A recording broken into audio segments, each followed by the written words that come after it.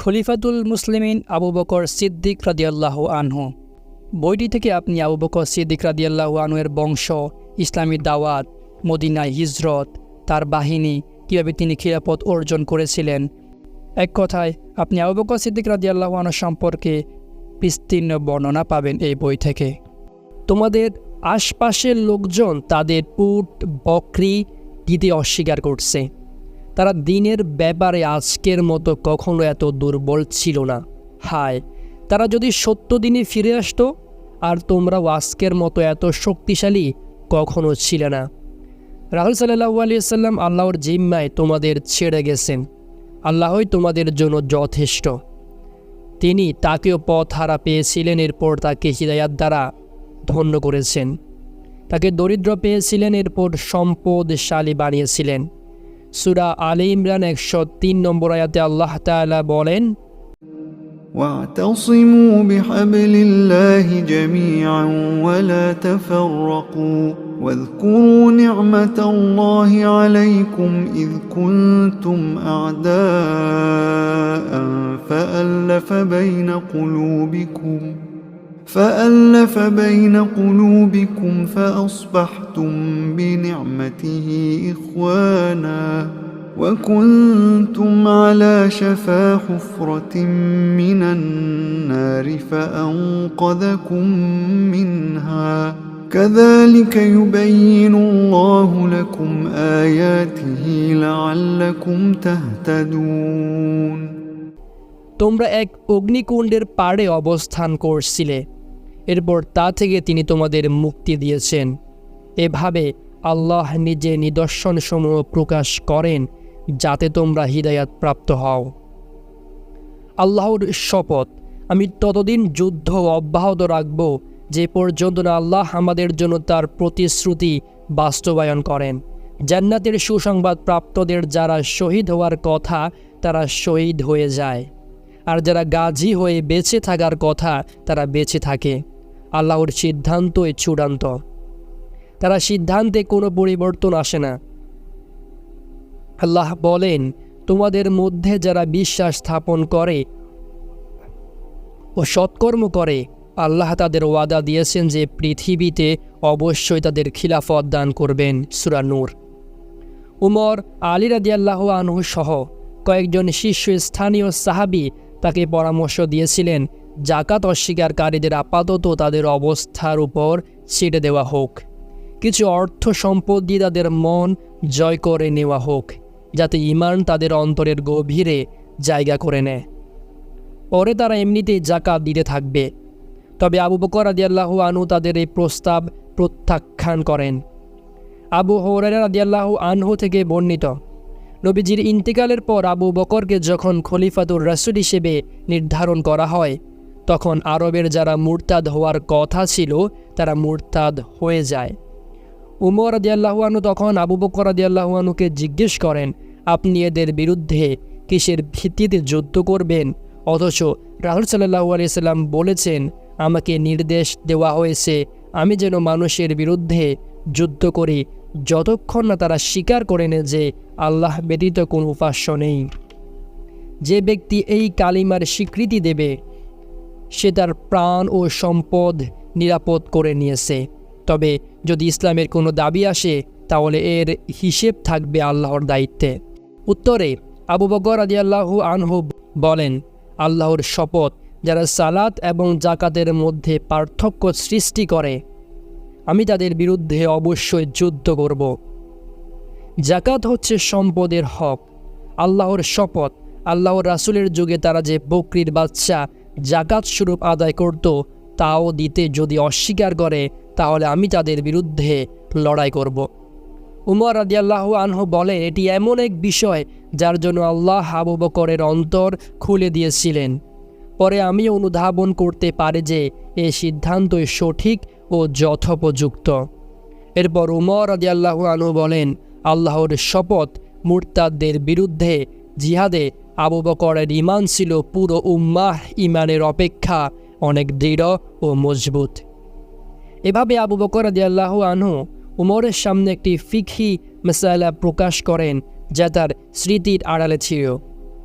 আবু বকর রাদিয়াল্লাহু আনহু যে হাদিসের মাধ্যমে দলিল দিচ্ছিলেন সেই হাদিসের মধ্যে এমন একটি শব্দ ছিল যা জাকাত অস্বীকারীদের বিরুদ্ধে জিহাদ ওয়াজিব হওয়া সাব্যস্ত করে।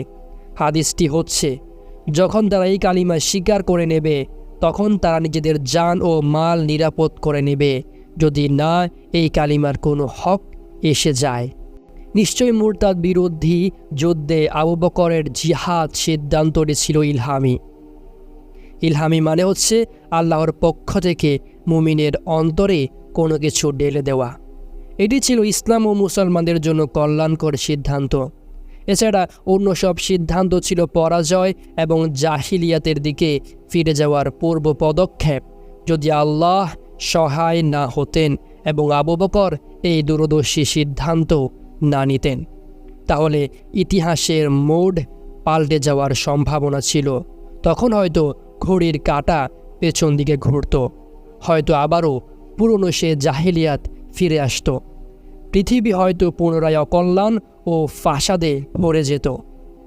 যখন অধিকাংশ আরব গোত্র জাকাত দিতে অস্বীকার করে বসে অথবা জাকাত ফরজ হওয়ার বিষয়টি প্রত্যাখ্যান শুরু করে, তখন আবু বকরের মুখ থেকে যে কথাগুলো বের হয়েছিল তা ছিল বাংময় অলঙ্কারের সমৃদ্ধ বড় একটি গ্রন্থের সমান। তার সেই কথা থেকে টপকে পড়ছিল ইসলামের সূক্ষ্ম বোধ, সুদৃঢ় দ্বীনি চেতনা এবং নবীর রেখে যাওয়া দিনকে যথাযথ বহাল রাখার সুকঠিন সিদ্ধান্ত। সেই বাক্যগুলো ছিল, ওহির ধারা বন্ধ হয়ে গেছে এবং দিন পূর্ণতায় পৌঁছে গেছে। আমার জীবন থাকতে দিন ক্ষতিগ্রস্ত হবে এমনটা হতে পারে না। অপর এক বর্ণনায় রয়েছে, উমর রাদিয়াল্লাহু আনহু বলেন, আমি আবু বকরকে বলি, আল্লাহ রাসূলের খলিফা, ওদের মন জয় করতে নরম ব্যবহার করুন। জবাবে তিনি আমাকে বলেন, উমর, জাহিলি যুগে তুমি ছিলে একজন বাহাদুর, কিন্তু ইসলামে কেন এত দুর্বল? ওহির ধারাবাহিকতা তো বন্ধ হয়ে গেছে, দিন ও পূর্ণতায় পৌঁছে গেছে। আমি বেঁচে থাকব আর দিন ক্ষতিগ্রস্ত হবে এমনটা কখনো হতে পারে না। আবু বকর রাদিয়াল্লাহু আনহু মুরতাদদের বিরুদ্ধে যুদ্ধের চূড়ান্ত সিদ্ধান্ত নেওয়ার আগে সাহাবীদের মতামত শুনেন। এরপরই তিনি তাদের বিরুদ্ধে যুদ্ধের ঘোষণা দেন। সিদ্ধান্ত গ্রহণের ক্ষেত্রে তার যোগ্যতা ছিল ঈর্ষণীয়। সঠিক বেঠিক নিরূপণের পর সত্য বাস্তবায়নে তিনি মুহূর্তকাল দ্বিধা করতেন না। এটি ছিল তার পুরো জীবনের অনুপম এক গুণ। মুসলমানগণ তার সিদ্ধান্তের সঠিকতার ব্যাপারে ছিল প্রশান্ত চিত্ত। তারা একে সঠিক সিদ্ধান্ত হিসেবে মেনে নেন এবং তা বাস্তবায়নের জন্য প্রস্তুত হয়ে যান। আবু বকর ছিলেন অত্যন্ত দূরদর্শী এবং সচেতন। ইরতিদাদের কঠিন দুঃসময়ে তিনি ছিলেন সবার চেয়ে অধিকতর প্রশান্ত চিত্ত। এই প্রসঙ্গে সাঈদ ইবনুল মুসাইয়িবের বক্তব্য হচ্ছে, আবু বকর রাদিয়াল্লাহু আনহু ছিলেন সাহাবীদের মধ্যে সবচেয়ে বেশি প্রাজ্ঞ এবং উত্তম সিদ্ধান্ত গ্রহণের যোগ্যতাধারী। আবু বকরের দূরদর্শিতা ছিল তার সঙ্গী সাথীদের চেয়ে অনেক বেশি প্রখর। তিনি প্রতিটি বিষয় ঈমানের আলোয় পর্যবেক্ষণ করতেন, কারণ তার ঈমান ছিল উম্মার মধ্যে সবচেয়ে বেশি দৃঢ়। তার বিশ্বাস ছিল জাকাতের বিধানকে উভয় কালিমার বিধান থেকে পৃথক করে দেখার অবকাশ নেই। যে ব্যক্তি আল্লাহর একত্ববাদে বিশ্বাসী, তার জন্য ওয়াজিব হচ্ছে সে এই সত্য মেনে নেবে যে আল্লাহ তার সম্পদে গরিবদের হক নির্ধারণ করে রেখেছেন। এই সম্পদ মূলত আল্লাহর। জাকাত ব্যতীত শুধু লা ইলাহা ইল্লাল্লাহ এর স্বীকৃতি কোনো গুরুত্ব রাখে না। যেভাবে লা ইলাহা ইল্লাল্লাহ এর জন্য তরবারি ধারণ বৈধ, একইভাবে জাকাতের বিধান রক্ষায়ও তরবারি ধারণ বৈধ। উভয়টির মধ্যে মৌলিক কোনো পার্থক্য নেই। এটি সঠিক ইসলাম। এর বিপরীতে কোনো কিছু ইসলামে নাই। আল্লাহ তাআলা সেই লোকদের কঠিন শাস্তির কথা শুনিয়েছেন যারা কোরআনের অংশ বিশেষের উপর ঈমান আনে এবং অংশ বিশেষের উপর ঈমান আনে না। আল্লাহ বলেন, সূরা বাকারা, ثم أنتم هؤلاء تقتلون أنفسكم وتخرجون فريقا منكم من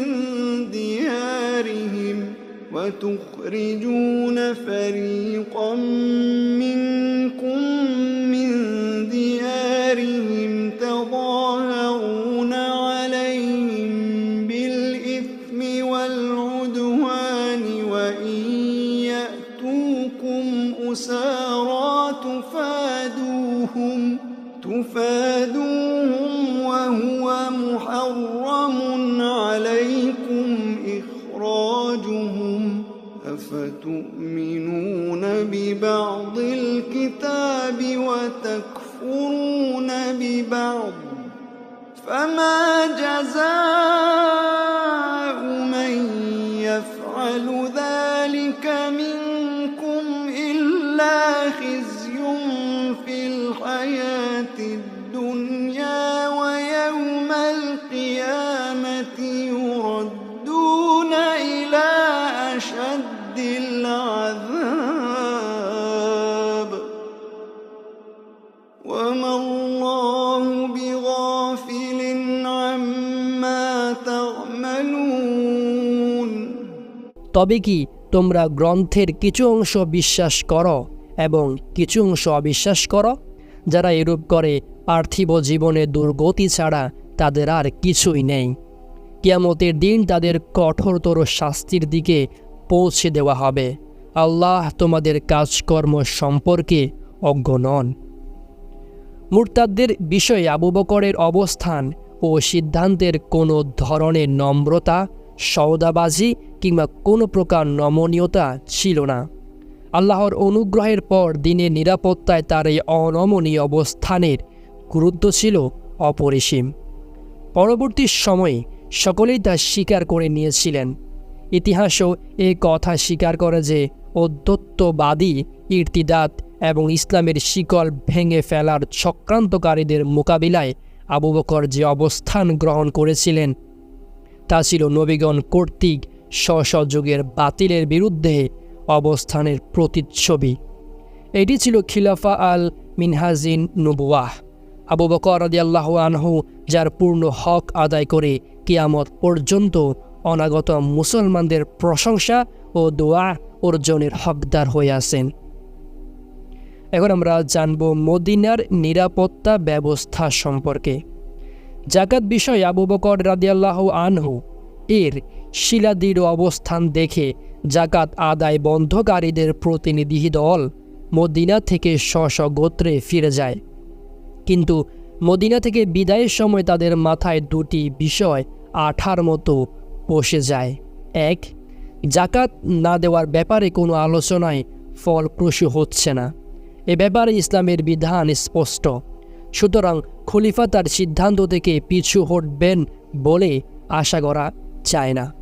বিশেষ করে দলিল প্রকাশ পাওয়ার পর যখন মুসলমানরা তার সিদ্ধান্তের সঙ্গে ঐক্যমত্য প্রকাশ করেছেন, এমতো অবস্থায় তারা তার সহায়তায় কোমর বেঁধে লেগে থাকবেন। 2, মুসলমানরা এখন দুর্বল এবং সংখ্যালঘিষ্ঠ, সুতরাং এখন ওই মোক্ষম সুযোগ মদিনায় আক্রমণ করার। এমন এক কঠিন আক্রমণ করা দরকার যাতে ইসলামী শাসন ব্যবস্থার কাঠামো ধসে যায় এবং তাদের দিনের পরিসমাপ্তি ঘটে। আবু বকর রাদিয়াল্লাহু আনহু চেহারা দেখেই তাদের হীনতা ও বিশ্বাসঘাতকতার বিষয়টি আঁচ করতে পেরেছিলেন। ফলে তিনি তার সাথীদের বলেন, এরা মূলত কাফির হয়ে গেছে। এদের প্রতিনিধি দল তোমাদের সংখ্যা স্বল্পতার দেখে গেছে। রাতে বা দিনে যে কোনো সময় এরা তোমাদের উপর হামলে পড়তে পারে। এদের কতিপয় সদস্য তোমাদের থেকে মাত্র এক বারিদ 12 মাইল দূরে অবস্থান করছে। তারাই আশা নিয়ে এসেছিলেন আমরা তাদের আবদার মেনে নিয়ে তাদের অবস্থার উপর ছেড়ে দেব, কিন্তু আমরা তা প্রত্যাখ্যান করেছি। তাদের অঙ্গীকার তাদের দিকে ফিরিয়ে দিয়েছি। ফলে তারা প্রস্তুতি সমাপ্ত করে নিয়েছে। আবু বকর এই সংকট থেকে উত্তরণের জন্য কিছু ব্যবস্থাপনা গ্রহণ করেন। 1, মদিনাবাসীকে মসজিদের রাতে অবস্থানের নির্দেশ দেন যাতে প্রতিরোধের জন্য দ্রুত প্রস্তুতি নেওয়া যায়। 2, মদিনার বিভিন্ন পথে নিরাপত্তা রক্ষী বাহিনী মোতায়েন করেন। তাদের দায়িত্ব ছিল তারা সেখানেই রাত যাপন করবেন, কোনো আক্রমণ হলে সেখানে প্রতিরোধ গড়ে তুলবেন। প্রতিটি নিরাপত্তা রক্ষী দলে একজন করে আমির নির্দিষ্ট করেন। তারা ছিলেন আলী ইবনে আবি তালিব, জুবাইর ইবনুল আওয়াম, তালহা ইবনু উবাইদুল্লাহ, সাআদ ইবনু আবি ওয়াক্কাস, আব্দুর রহমান ইবনু আউফ এবং আবদুল্লাহ ইবনে মাসউদ রাদিয়াল্লাহু আনহু। 4. মদিনার আশেপাশে যেসব গোত্র ইসলামের উপর দৃঢ় ছিল, যেমন আসলাম, গিফার, মুজাইনা, আশচা, জুহাইনা এবং কাফ, তাদের কাছে পত্র পাঠিয়ে মুরতাদ বিরোধী জিহাদের অংশগ্রহণের নির্দেশ দেন। তারাও সন্তুষ্ট চিত্তে তার নির্দেশ মেনে নেন। ফলে মদিনা সশস্ত্র যুবকদের উপস্থিতিতে কানায় কানায় পূর্ণ হয়ে ওঠে। তাদের সঙ্গে ছিল প্রচুর সংখ্যক উট এবং ঘোড়া। এগুলো তারা আবু বকরের হাতে তুলে দেন। ওই গোত্রসমূহের সংখ্যাধিক্য এবং তাদের অস্বাভাবিক সহায়তা, এই তথ্য থেকে অনুমান করা যেতে পারে যে কেবল জুহাইনা গোত্রই 400 যোদ্ধা সহ বহু উট ঘোড়া আবু বকরের দরবারে পাঠিয়ে দেন। আমর ইবনু জুহাইনি একাই 100 উট মুসলমানদের সহায়তায় পাঠিয়েছিলেন। পরে আবু বকর রাদিয়াল্লাহু আনহু সেগুলো সাধারণ যোদ্ধাদের মধ্যে বন্টন করে দেন। 5. মদিনা থেকে দূরে অবস্থানরত মুরতাদদের থেকে আশঙ্কা অনেকটা কমে যায়। আবু বকর রাদিয়াল্লাহু আনহু মুরতাদদের বিরুদ্ধে পত্রযুদ্ধ চালিয়ে যেতে থাকেন। এছাড়া তিনি নবীজির মতো বিভিন্ন এলাকার মুসলিম গভর্নর এবং নেতৃবৃন্দের কাছে পত্র পাঠান। পত্রে তাদের এবং সাধারণ মানুষকে মুরতাদদের বিরুদ্ধে লড়াইয়ে অংশগ্রহণের জন্য উৎসাহ উদ্দীপনা দিচ্ছিলেন। এর স্পষ্ট প্রমাণ সেই পত্র যা তিনি ইয়েমেনবাসীদের উদ্দেশ্যে লিখিয়েছিলেন, যেখানে আসওয়াদ আনাসির সঙ্গে মুরতাদ বাহিনী অবস্থান করছিল। আবু বকর রাদিয়াল্লাহু আনহু সেই পত্রে ইয়েমেনিদের উদ্দেশ্যে লেখেন, আমি ফিরোজকে তাদের নেতা হিসেবে নিযুক্ত করেছি। তোমরা তার কথা মান্য করো, সর্বস্ব দিয়ে তাকে সহায়তা করো। পত্র পৌঁছার পরপরই পারস্যের মুসলিমরা ফিরোজের নেতৃত্বে তীব্র প্রতিরোধ গড়ে তোলে। সেখানে অবস্থানরত আরব যুবকরাও আন্তরিকভাবে তাদের সঙ্গ দেয়। এরপর সকলে মিলে মুরতাদদের বিরুদ্ধে এমন কঠিন হামলা চালান যে আল্লাহ তাদের যাবতীয় চক্রান্ত নস্যাৎ করে দেন। ইয়ামান ধীরে ধীরে সত্যের ছায়াতলে আসতে শুরু করে। 6. মদিনার পার্শ্ববর্তী এলাকায় বনু আবস ও জুবিয়ানের যে মুরতাদরা অবস্থান করছিল তারা পাল্টা সংখ্যার মধ্যে পড়ে যায়। এরপরও মদিনার মুসলমানগণ কঠিন অবস্থানে ছিলেন। এ কারণে আবু বকর রাদিয়াল্লাহু আনহু মুরতাদদের বিরুদ্ধে যুদ্ধকে অনিবার্য মনে করেন। তিনি তাদের বিশ্বাসঘাতকতা থেকে মদিনাবাসীকে রক্ষার জন্য নারী ও শিশুদের পার্শ্ববর্তী দুর্গের ভেতরে অবস্থানের নির্দেশ দেন। এরপর তাদের বিরুদ্ধে যুদ্ধের জন্য চূড়ান্ত প্রস্তুতি গ্রহণ করেন। এখন আমরা আলোচনা করব মদিনায় হামলা করতে গিয়ে মুরতাদদের ব্যর্থতা। মুরতাদের প্রতিনিধি দল চলে যাওয়ার পর আসাদ, গাতফান, আবস, জুবিয়ান ও বকর গোত্রের লোকজন আচমকা এক রাতে মদিনার উপর হামলে পড়ে এবং ডাল হিসেবে ব্যবহার করতে কয়েকজন মুসলমানকে পাকড়াও করে জুহুসা নামক স্থানে আটকে রাখে। মদিনার প্রহরীরা ব্যাপারটি জানার সঙ্গে সঙ্গে আবু বকর রাদিয়াল্লাহু আনহুকে অবহিত করেন। তিনি তখন তাদের আপন আপন অবস্থানে দৃঢ় পদে থাকার নির্দেশ দেন। লোকজন তখন মসজিদে ছিল।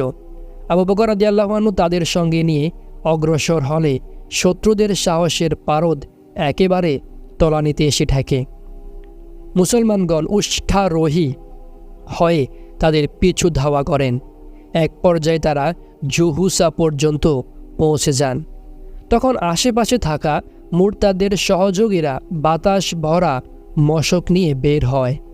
প্রতিটি মশক ছিল রশি দিয়ে বাঁধা। রশির এক প্রান্ত উটের সামনের পায়ের সঙ্গে বেঁধে রাখলে মশকগুলো ঝুলে যায়।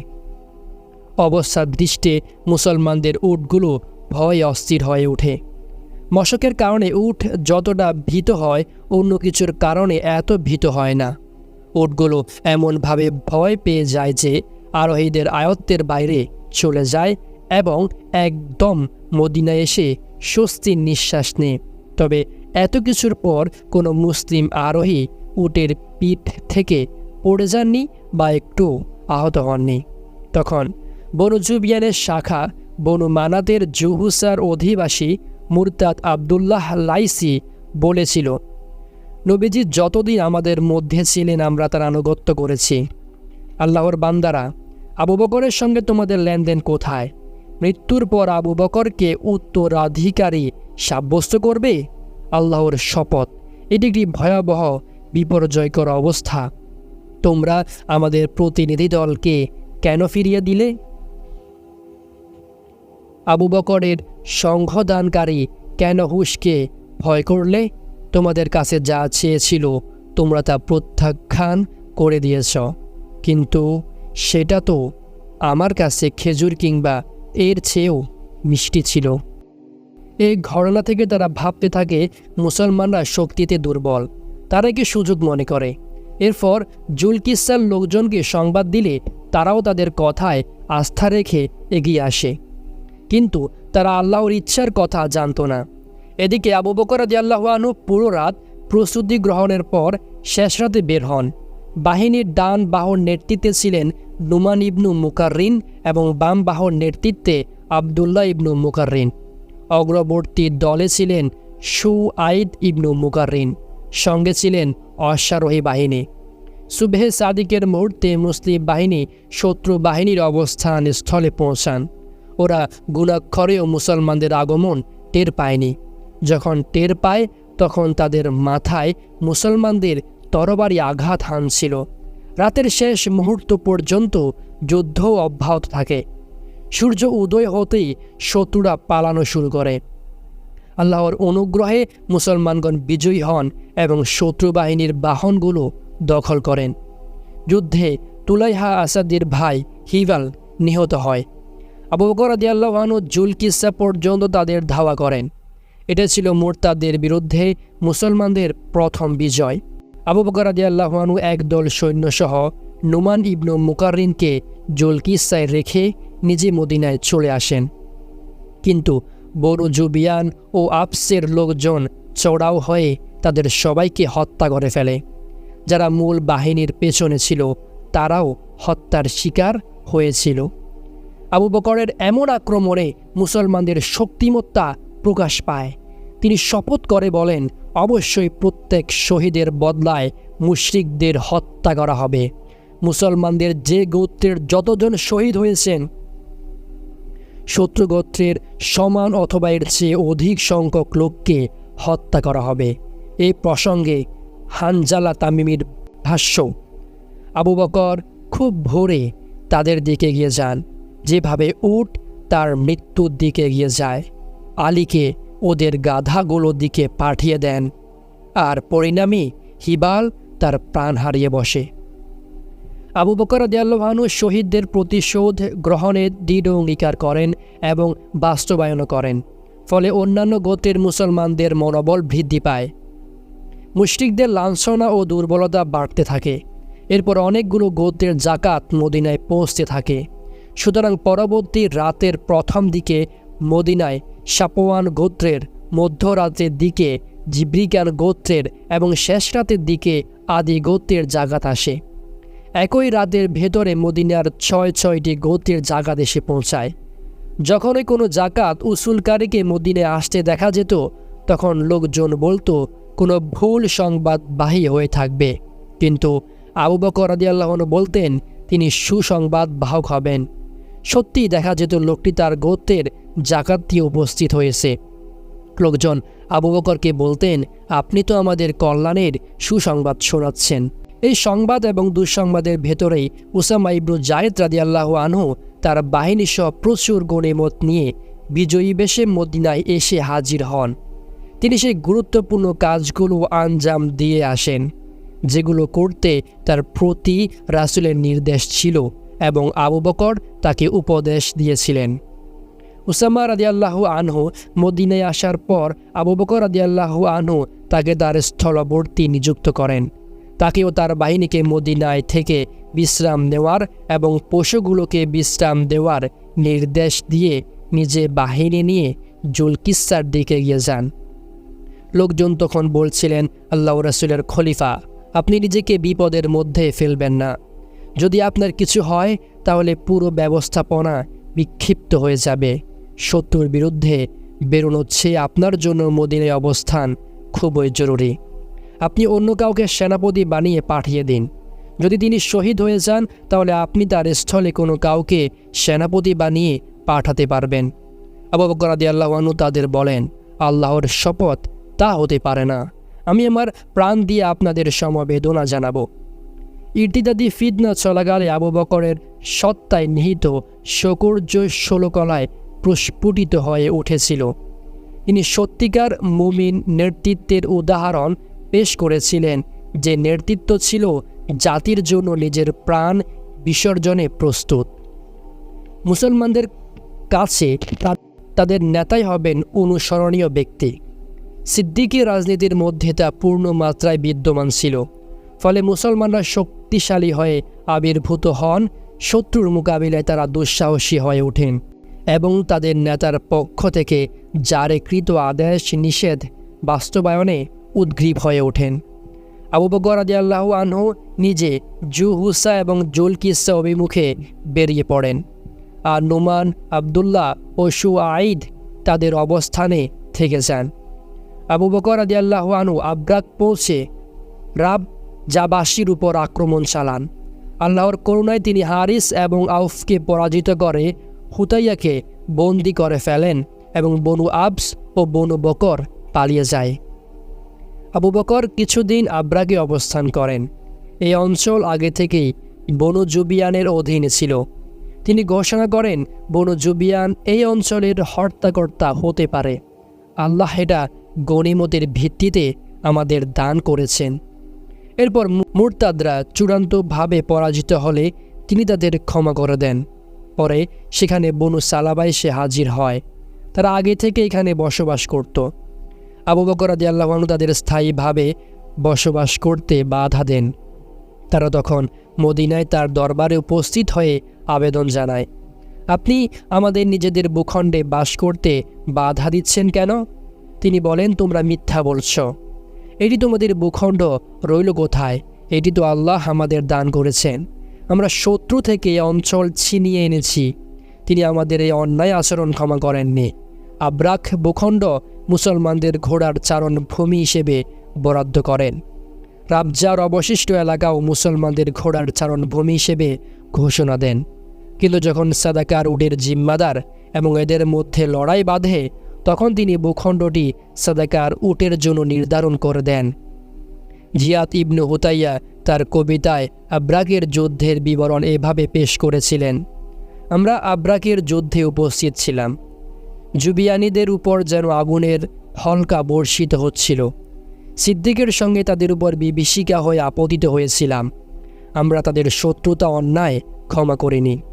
এভাবে সাধারণ মুসলমানগণ আবু বকর রাদিয়াল্লাহু আনহু সিরাত থেকে এই শিক্ষা অর্জন করে থাকেন যে পার্থিব কোনো বিষয়ে তিনি নিজেকে তার অনুসারীদের থেকে আলাদা মনে করেননি। আজ মুসলমানগণ যে অস্থিরতার মধ্য দিয়ে যাচ্ছে তার অন্যতম কারণ হচ্ছে মানুষ সরকার এবং শাসন প্রক্রিয়ার সঙ্গে সংশ্লিষ্ট লোকজনকে যে সম্মান ও মর্যাদার চোখে দেখে তা কেবল অর্থ উপার্জন ও পার্থিব স্বার্থে। শাসকরা জনগণের সঙ্গে কোনো সম্পর্ক রাখছে না।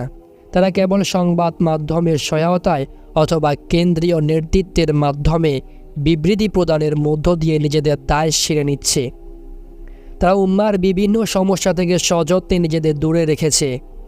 আবু বকর রাদিয়াল্লাহু আনহু খিলাফতের মহান দায়িত্ব গ্রহণের পরপরই খুব অল্প সময়ে ধারাবাহিক 3টি জিহাদে বের হওয়া ছিল সত্যি আশ্চর্যজনিত হওয়ার মতো বিষয়। আত্ম উৎসর্গের অনন্য উপমা।